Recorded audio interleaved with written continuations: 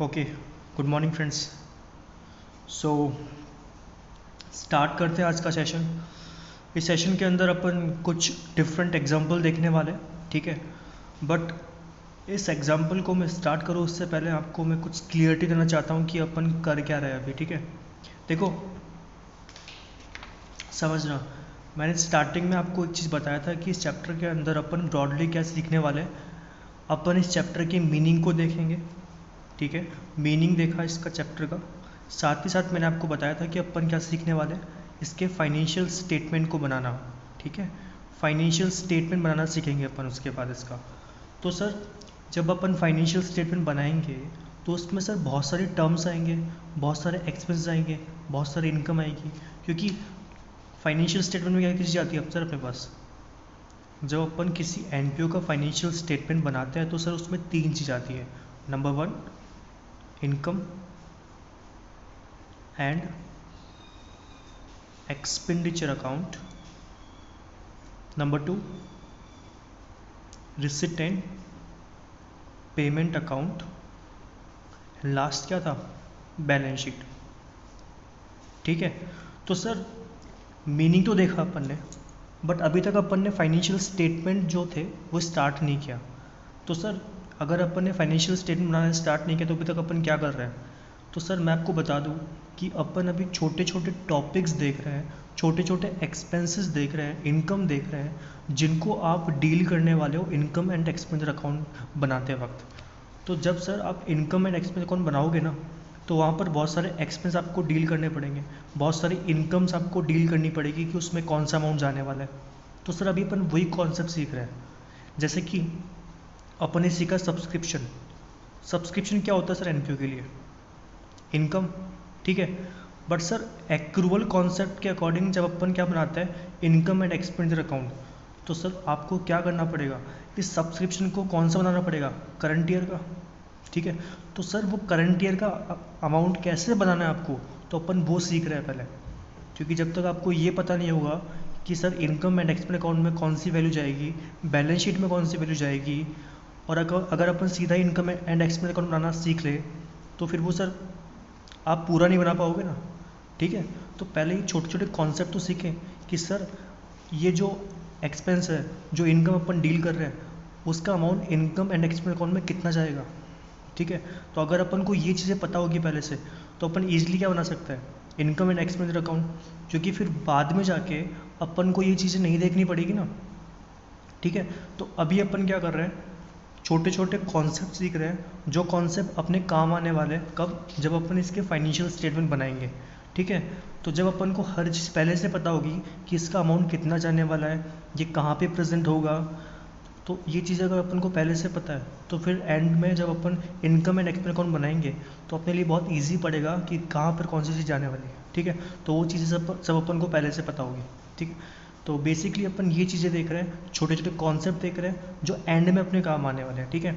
लेकिन सर मैं आपको बता दूं कि एग्ज़ाम में ये जो कॉन्सेप्ट है इनसे डायरेक्टली क्वेश्चन भी पूछे जाते हैं, 2 मार्क्स के लिए, 4 मार्क्स के लिए। तो ये ज़रूरी नहीं है कि ये छोटे छोटे कॉन्सेप्ट सिर्फ इनकम एंड एक्सपेंस अकाउंट बनाने में काम आएंगे, बल्कि इनसे डायरेक्ट क्वेश्चन भी पूछे जा सकते हैं, ठीक है।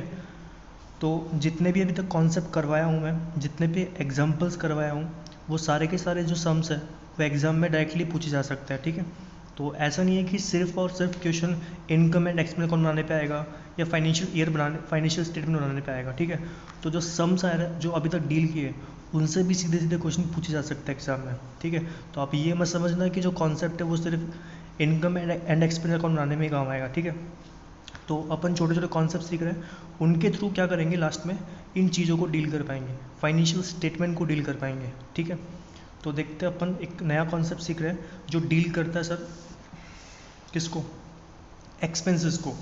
अच्छा, ये जो एग्जांपल है वो डील कर रहा है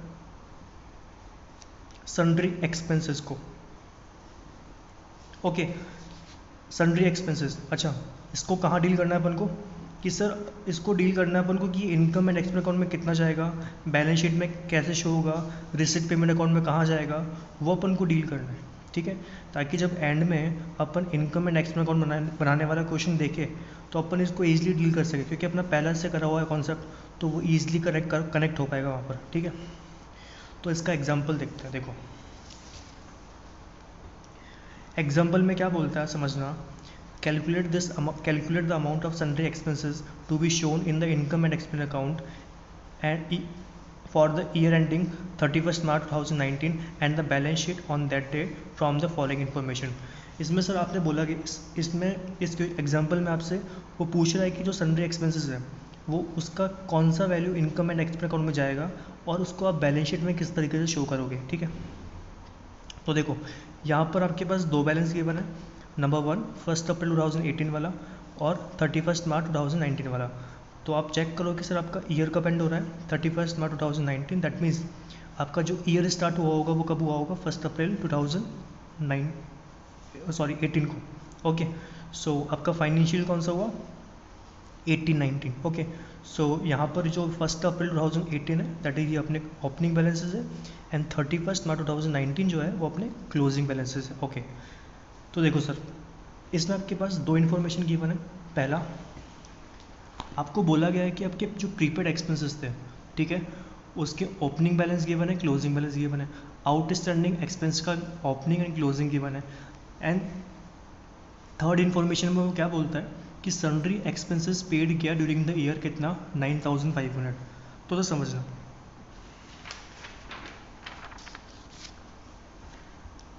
एक्रूअल कॉन्सेप्ट क्या बोलता है, एक्रूअल कॉन्सेप्ट क्या बोलता है, जो आपको एक्चुअल में पेमेंट किया है वो रिकॉर्ड होना चाहिए या फिर जितना आपका करंट ईयर का बनता है वो रिकॉर्ड होना चाहिए। बताओ सर कौन सा वैल्यू रिकॉर्ड करेंगे अपन, जितना आपने एक्चुअल में पेमेंट किया एक्सपेंस को वो रिकॉर्ड होगा या फिर जो आपका एक्चुअल में करंट ईयर का बनता है वो रिकॉर्ड होना चाहिए। सर एक्रूअल कॉन्सेप्ट बोलता है कि जितना आपका करंट ईयर का एक्सपेंस है वो बुक करो, चाहे से आपने उसका पेमेंट किया हो या नहीं किया हो।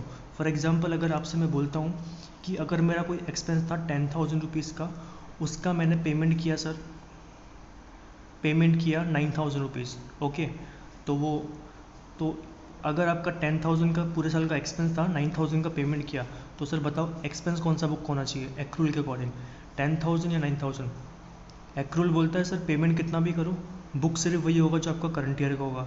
तो 1 ईयर का आपका एक्सपेंस कितना होता है, 10,000, तो आप रिकॉर्ड कितना करोगे, 10,000। ठीक है, तो सर यहाँ पर इस क्लाइंट ने बोला कि आपने सन्ड्री एक्सपेंस का पेमेंट किया 9,500 का, तो सर क्या इसको रिकॉर्ड कर ले अपन, नहीं सर, क्योंकि सर एक्सपेंस का पेमेंट किया है ना, मुझे थोड़ी पता है कि इसमें से कौन सा पेमेंट इस साल का है, मुझे तो ये पता करना है कि सर करंट ईयर का कितना है।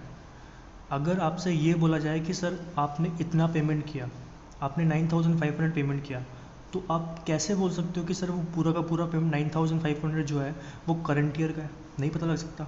तो अपन क्या करने वाले हैं, अगर मुझे इनकम एंड एक्सपेंस अकाउंट बनाना है तो मुझे ये फाइंड आउट करना पड़ेगा कि सर इस 9,500 में से कितना वैल्यू है जो करंट ईयर का है। ठीक है, अगर मुझे करंट ईयर का वैल्यू पता लग गया तो मैं क्या कर सकूँगा, इनकम एंड एक्सपेंस अकाउंट बना पाऊँगा। ठीक है, तो सर अपन क्या करेंगे, अपन यहाँ अकाउंट बनाएंगे सन्ड्री एक्सपेंस अकाउंट। ठीक है, सन्ड्री एक्सपेंस अकाउंट के थ्रू मैं ये पता करूँगा कि सर मेरा कौन सा अमाउंट है जो इनकम एंड एक्सपेंस अकाउंट में जाने वाला है। ठीक है, तो यहाँ पर सिर्फ एक अकाउंट बनेगा एज ए वर्किंग नोट जो बनेगा sundry expense account. Sundry expense account के थ्रू अपन क्या पता लगा लेंगे कि सर मेरा जो अमाउंट है करंट ईयर का वो कितना है। ठीक है, तो आप फटाफट से वीडियो पोस्ट करके सन्ड्री एक्सपेंस अकाउंट बना लो।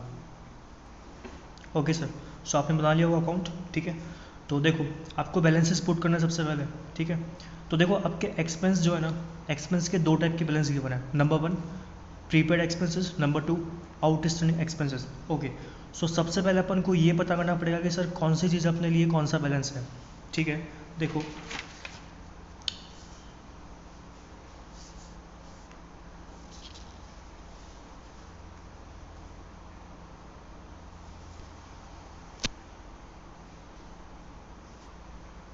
ओके, सो समझो सर यहाँ पर दो बैलेंस गिवन है, एक गिवन है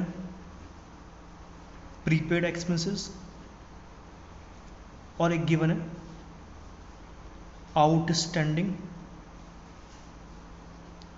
एक्सपेंसेस। ओके सर, समझना, देखो पहले मुझे ये पता करना पड़ेगा कि सर ये मेरे लिए इनकम एक्सपेंस है, बट नाम से कुछ पता लग रहा है कि वो मेरे लिए क्या है, एक्सपेंसेस है, ठीक है।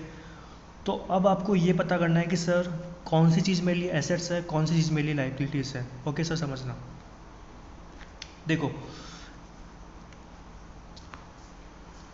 फॉर एग्जांपल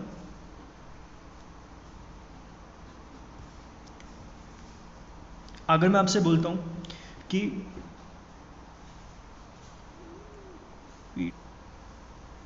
आपने एक्सपेंस किया फॉर एडवर्टाइजमेंट, ओके, आपने एडवर्टाइजमेंट के लिए खर्चा किया। ओके समझना सर, देखो फॉर एग्जांपल अगर आपसे बोलता हूँ कि आपने एक्सपेंस किया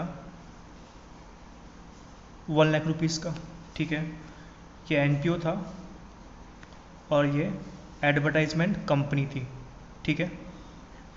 अब जब आप एडवर्टाइजमेंट कराओगे तो सर समझना, जब आप एडवर्टाइजमेंट कराओगे तो आपको इसको क्या करना पड़ेगा, पेमेंट करना पड़ेगा, क्योंकि अगर आप सर्विस लोगे तो आपको पेमेंट करना पड़ेगा, ठीक है। किसको करना पड़ेगा, एडवर्टाइजमेंट कंपनी के लिए। तो अभी अपन किसकी अकाउंटिंग कर रहे हैं, एनपीओ की। तो सर एनपीओ के पॉइंट ऑफ व्यू से सोचना है इसको। देखो अगर मानता हूँ कि आपका जो पूरा का पूरा एक्सपेंस बनता है एडवर्टाइजमेंट का, वो बनता है 1 लाख रुपीज़ का, आपने इसको पेमेंट कर दिया 80,000 रुपीज़ का, ठीक है।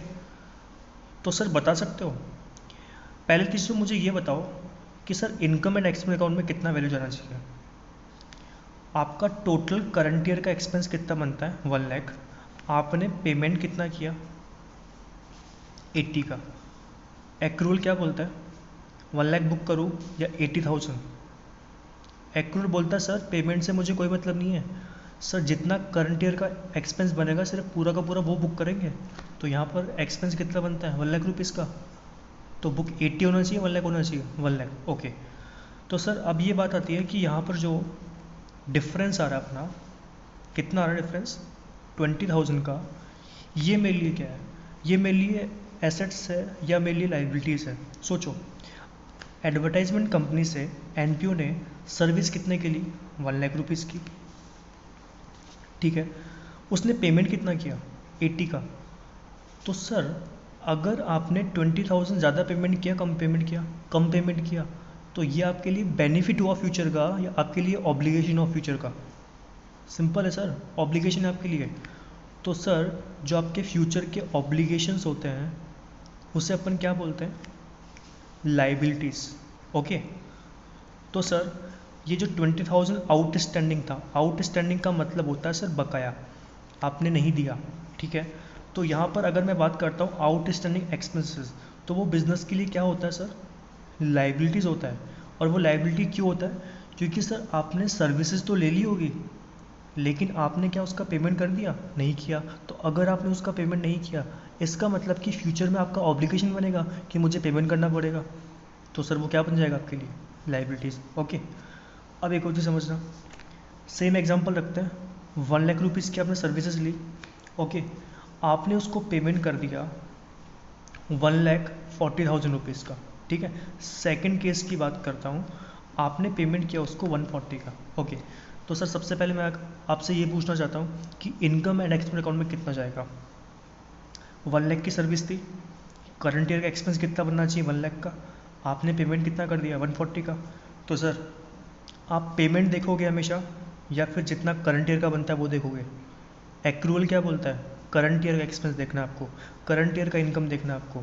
तो यहाँ पर करंट ईयर का एक्सपेंस कितना, 1 लाख, चाहे से आपने 140 का पेमेंट किया हो, उससे फ़र्क नहीं पड़ेगा, इनकम एंड एक्सपेंस अकाउंट में सिर्फ कितना जाएगा, पूरा 1 लाख जाएगा, ठीक है, समझ में आ रहा है था। तो अब बात आती है कि सर डिफरेंस का क्या करना है। यहाँ पर डिफरेंस कितना आ रहा है, 40,000 का।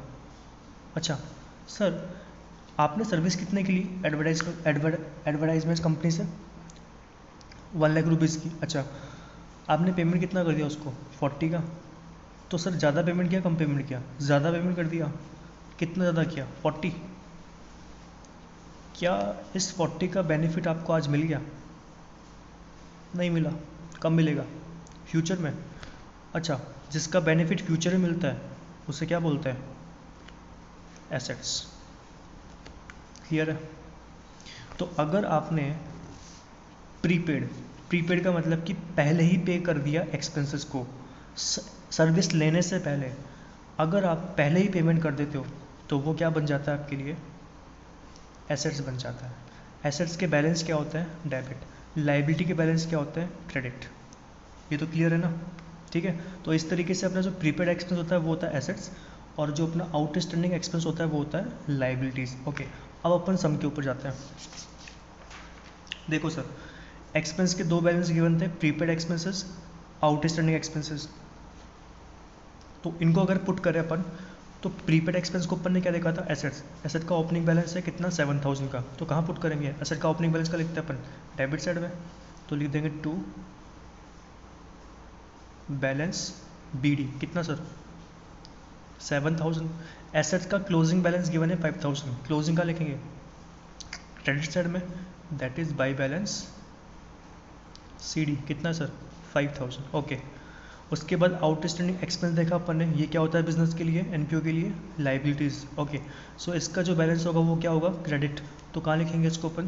क्रेडिट साइड में, that is by balance B D 3000। And closing balance का लिखेंगे डेबिट साइड में टू बैलेंस सी डी। कितना सर? 2500। ओके, अब ये वाला इन्फॉर्मेशन डील करना है। Sundry expenses paid during the year कितना? 9500। ओके, इसका अगर आपको डायरेक्टली पुट करना नहीं आ रहा एंट्री को, तो सबसे पहले आप एंट्री बना लो, उसके बाद उसको पोस्ट करना। ठीक है, तो देखो इसकी एंट्री क्या बनेगी समझना।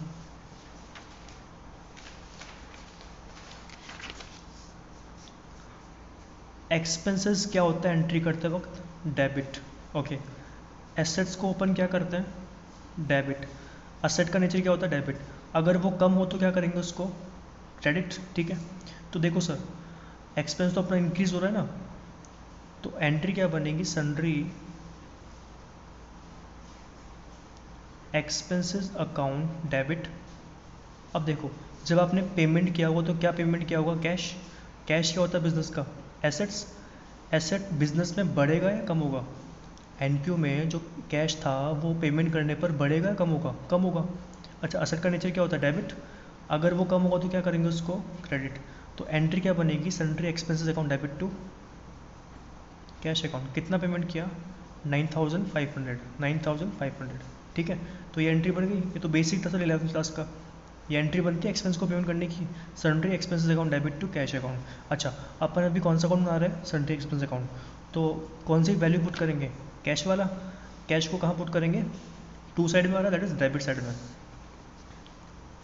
To cash account. ठीक है सर, कितना पेमेंट किया?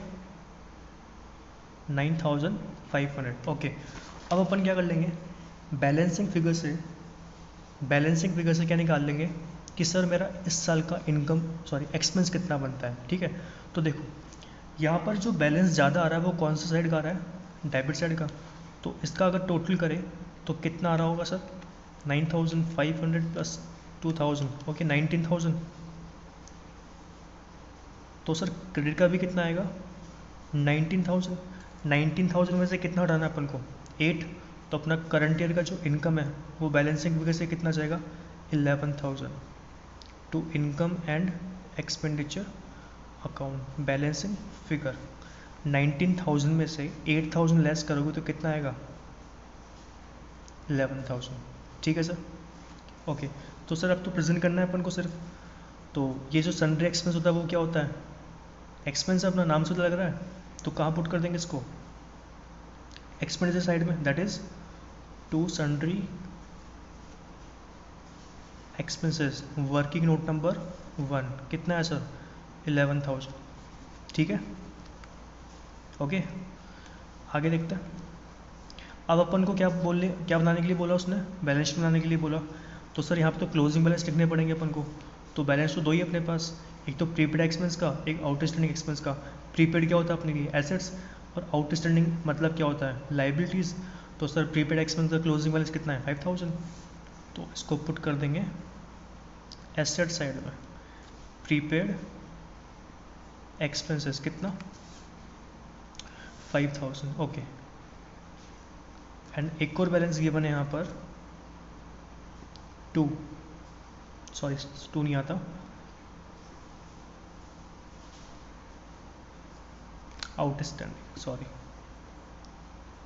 आउटस्टैंडिंग एक्सपेंसेस पेमेंट नहीं किया सर, लाइबिलिटी आपका 2500 ओके। सो इस तरीके से इसको प्रेजेंट करना था। तो इस तरीके का सम सर एग्ज़ाम में इंपॉर्टेंट है, तो बहुत इंपॉर्टेंट सम है ये, अच्छे से डील करना। 2 मार्क्स या 4 मार्क्स में पूछ सकता है एग्जाम में, ठीक है। तो सबसे पहले आप क्या करोगे सर, ये फाइंड आउट करोगे कि सर इस साल का एक्सपेंस कितना बनता है, और वो पता करने के लिए आप क्या बनाओगे, इन sundry expense account. Sundry expenses account के थ्रू आपको क्या पता लग जाएगा कि इस साल का करंट ईयर का इनकम कितना है, तो वो आप इजीली पुट कर सकते हो इनकम एंड एक्सपेंस अकाउंट में। और बैलेंस शीट बनाना बहुत ईजी है अगर आपको ये पता हो कि सर आपके लिए एसेट क्या है, आपके लिए लाइबिलिटीज़ क्या है। ओके, सो इस तरीके का सम आप में एग्ज़ाम में बहुत इम्पॉर्टेंट है, ठीक है। तो इसे आप देख सकते हो, ठीक है। तो इसके बाद नेक्स्ट एग्जांपल करते हैं, कोई डाउट हो तो आप पूछ सकते हो, ठीक है। Okay, example 2। ओके, तो देखो सर एग्जांपल 2 में क्या पूछा उसने, how will locker rent of a club will be dealt with in the income and expenditure account for the year ending 31 March 2019 and balance sheet on that day. इसका मतलब इसने ये दो चीज़ें पूछी कि सर आपके पास एक लोकर रेंट था, जो लोकर रेंट है वो आप किस तरीके से आपके इनकम एंड एक्सपेंस अकाउंट में प्रेजेंट करोगे एज वेल एज आपके बैलेंस शीट में प्रेजेंट करोगे, ठीक है। तो वो चीज़ आपको देखनी है, ठीक है। तो सेम सर वही एग्जांपल जो प्रीवियस एग्जांपल देखा वैसा का वैसा एग्जांपल है, कोई डिफरेंस नहीं है। थोड़ा सा आप जो इसमें नेचर है वो बदल रहा है, वो देखो कैसे। अच्छा, जो प्रीवियस वाला एग्जांपल किया था ना वो था अपने एक्सपेंसेस से रिलेटेड, ठीक है। अब ये वाला एग्जांपल देखो sir, outstanding locker rent, okay, opening as well as closing balance given है आपको 1 अप्रैल 2018 एंड 31 मार्च 2019। तो जो आपके 1 अप्रैल 2018 है वो ओपनिंग है और ये वाला क्लोजिंग बैलेंसेज है, ओके। देन आफ्टर आपके पास गिवन है एडवांस लोकर रेंट 500 700, और उसने आगे बोला कि लोकर रेंट रिसीव्ड हो रहा है ड्यूरिंग द ईयर 3500। तो सर समझना, ये आपके लिए इनकम हुआ या आपके लिए एक्सपेंस हुआ। यहाँ पर वर्ड देखो सर, रिसीव्ड,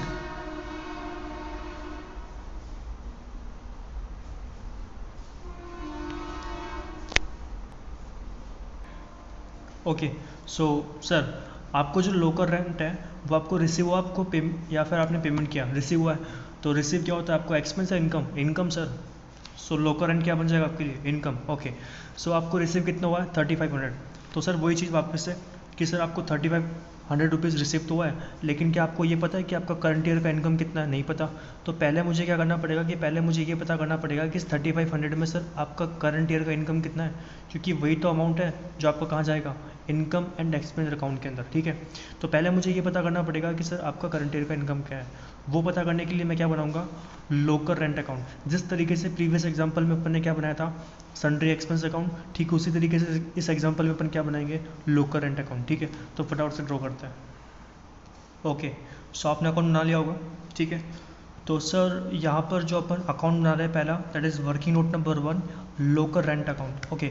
सो इसका जो लोकर रेंट बनाने का पर्पज़ था वो क्या था सर, कि अपन को ये फाइंड आउट करना है कि सर आपका करंट ईयर का इनकम कितना, ठीक है। तो वो फाइंड आउट करने के लिए अपन क्या बना रहे हैं यहाँ पर, लोकर रेंट अकाउंट। ठीक उसी तरीके से जिस तरीके से प्रीवियस एग्जांपल में अपन ने सन्ड्री एक्सपेंस का करंट ईयर का एक्सपेंस कितना बनेगा वो फाइंड आउट करने के लिए अपन ने क्या बनाया था, सन्ड्री एक्सपेंस अकाउंट। ठीक उसी तरीके से यहाँ पर क्या बना रहे हैं, लोकर रेंट अकाउंट। बट वो एक्सपेंस को डील करता था एग्जांपल, ये आपके इनकम को डील कर रहा है, ठीक है। ये समझना अच्छे से दोनों में क्या डिफरेंस है, और इसका जो ट्रीटमेंट है तो थोड़ा सा बदल जाएगा, कॉन्सेप्ट वही है बट थोड़ा सा इसके बैलेंसेस चेंज होने वाले हैं। वो देखो सर किस तरीके से, देखो प्रीवियस एग्जांपल में मैंने आपको बताया था कि आउटस्टैंडिंग सन्ड्री एक्सपेंसेस क्या होता था आपके लिए, लाइबिलिटी। क्यों सर, सर्विस तो ले लिया, ठीक है, बट आपने पेमेंट कर दिया उसको, नहीं किया, तो क्या बनेगा, वो लाइबिलिटी बनेगा। लेकिन सर यहाँ समझना इसको, यहाँ पर क्या वर्ड है, आउटस्टैंडिंग लोकर रेंट, ओके। आपका लोकर रेंट है। तो सर समझना, ये आपके लिए क्या होना चाहिए, ये आपके लिए एसेट होना चाहिए या लायबिलिटी? सोचो सर। फॉर एग्जांपल अगर मैं आपसे बोलता हूँ ये एनपीओ था, ये कोई मिस्टर ए था, ठीक है, जो एनपीओ को क्या दे रहा है, रेंट दे रहा है, लोकर रेंट दे रहा है, ठीक है। अब लोकर रेंट दे रहा है तो फॉर एग्जांपल वो लोकर रेंट दे रहा है यहाँ पर 15,000 का, 15,000 पर ईयर दे रहा है फॉर एग्जांपल, ठीक है। अब सर तो यहाँ पर एनपीओ जो सर्विस देगा वो पर ईयर कितने की देगा, 15,000 की। फॉर एग्जांपल यहाँ पर जब उसने पेमेंट किया ना, मतलब कि मिस्टर ए ने पेमेंट किया, तो एनपीओ क्या करेगा, उसको रिसीव तो करेगा। अगर मिस्टर ए पेमेंट करेगा तो एनपीओ तो रिसीव करेगा। तो अपन अकाउंटिंग किसकी कर रहे हैं अभी, एनपीओ की। तो अपन को तो एनपीओ के प्रोस्पेक्टिव से सोचना है ना, ठीक है। तो सर सोचो, आउटस्टैंडिंग लोकर रेंट, अपन को ये फाइंड आउट करना है कि ये एसेट बनेगा अपने लिए, लाइबिलिटी बनेगा। आउटस्टैंडिंग का मतलब सर क्या होता है, बकाया। बकाया का मतलब क्या, देना बाकी है, ठीक है, ठीक है सर। आउटस्टैंडिंग का मतलब कि यहाँ पर बकाया उस पैसा, बकाया पैसा किसके रेस्पेक्ट में, मिस्टर ए के रेस्पेक्ट में। मतलब कि मिस्टर ए ने अभी तक पैसा दिया नहीं, तभी तो बोलेंगे ना यार बकाया उसके ऊपर पैसा, उसने पैसा नहीं दिया मुझे। तो यहाँ पर एनपीओ के रेस्पेक्ट से अगर मैं बात करूँ, एनपीओ के पॉइंट ऑफ व्यू से अगर बात करूँ, मिस्टर ए ने पैसा नहीं दिया, तो सर एनपीओ ने सर्विस कितने की दी उसको, 15,000 की। फॉर एग्जांपल मिस्टर ए ने उसको पेमेंट किया 9,000 का। तो पहली चीज़ दिमाग में ये आती है कि सर यहाँ पर जो एनपीओ है वो इनकम कितना रिकॉर्ड करेगा, उसका करंट ईयर का इनकम कितना, पूरा 15,000 का सर्विस दी उसने, उसको मिल कितना पाया, सिर्फ 9,000। तो सर सोचो एक्रूअल कॉन्सेप्ट क्या बोलता था। देखो अगर आप हमेशा कॉन्सेप्ट को भूल जाओगे ना तो फिर आप रटोगे चीज़ों को, ठीक है। तो कॉन्सेप्ट पे बहुत अच्छे से पकड़ रखो, हर एग्जांपल में क्लियरिटी आएगी आपको, ठीक है। अदरवाइज़ आप रटना स्टार्ट कर दोगे, ठीक है। तो जो बेसिस है ना उसको कभी मत भूलो, ठीक है। तो सर एक्रूअल क्या बोलता है, हमेशा याद रखना, वो बोलता है कि आपके करंट ईयर का इनकम एंड एक्सपेंस बुक होगा, पेमेंट को नहीं देखना अपन को।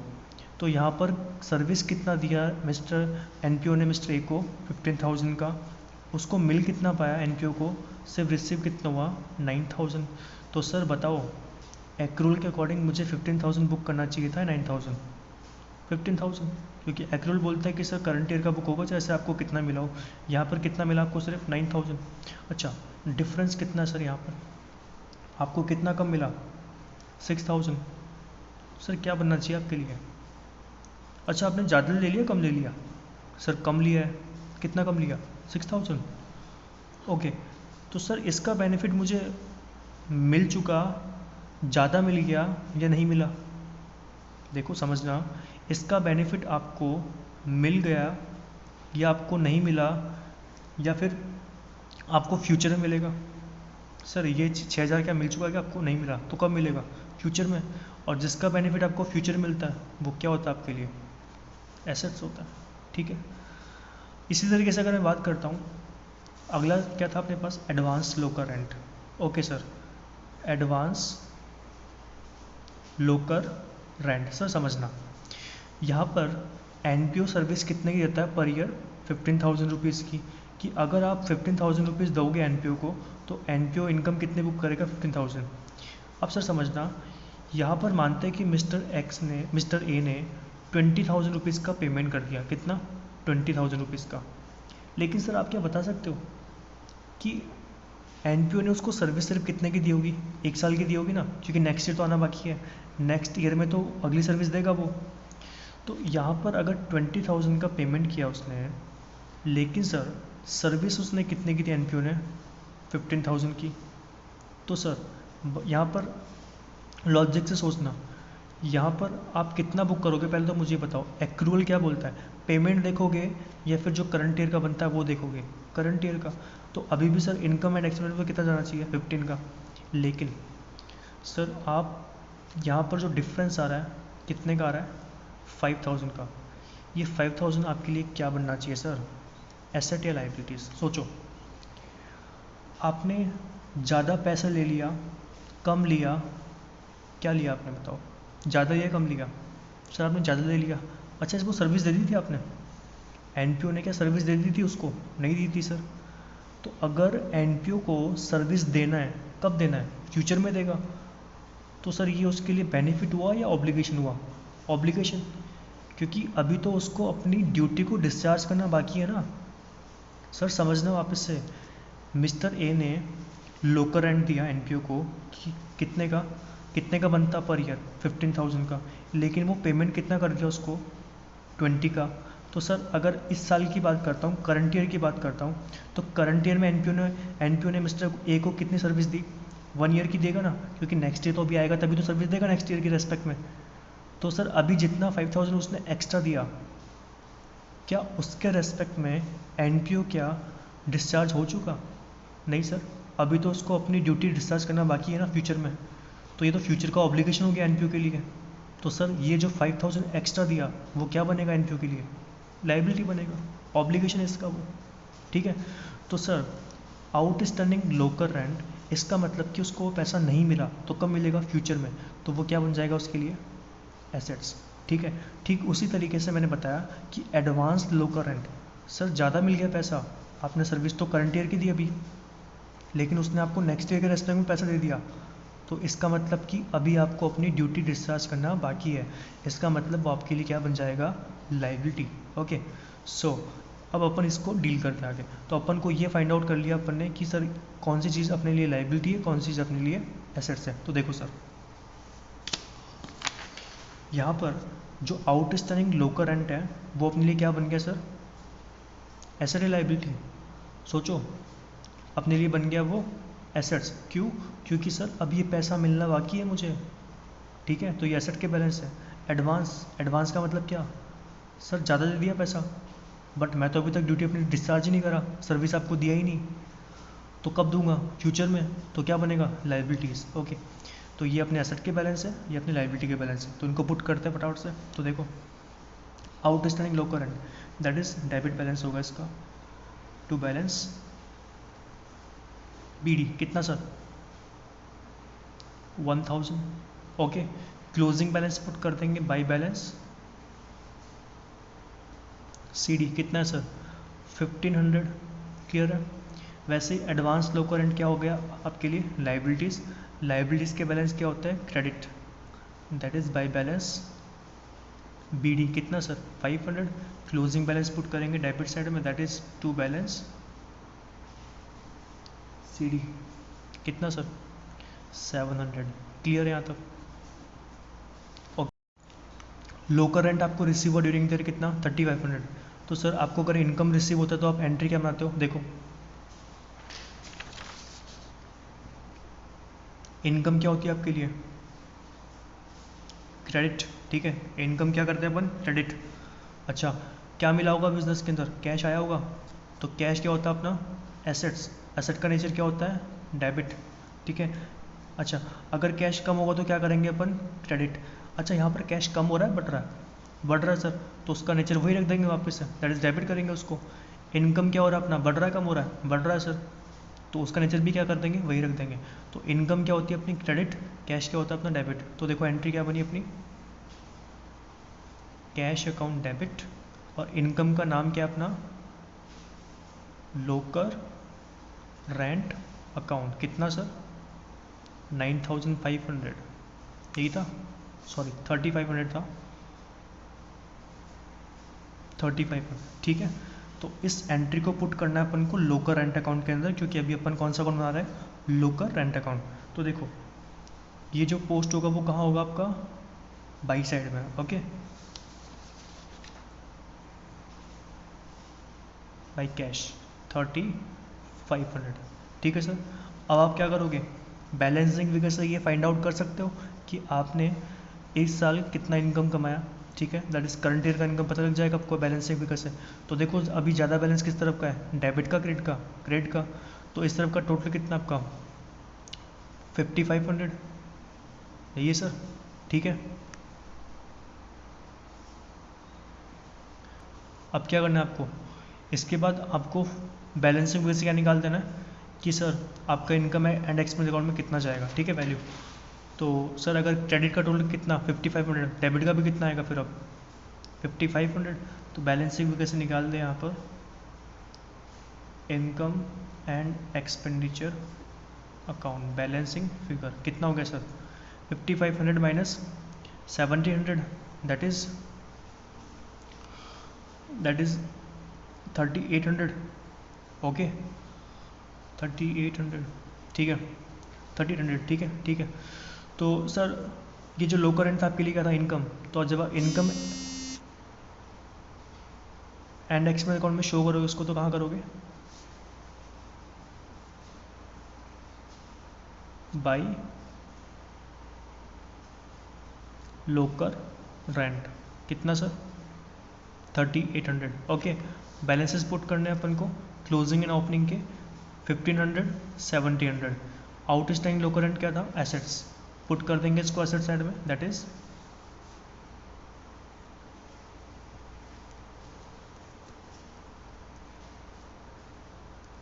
कितना सर 1500, और एडवांस लोकर रेंट कितना अपने पास 700 का।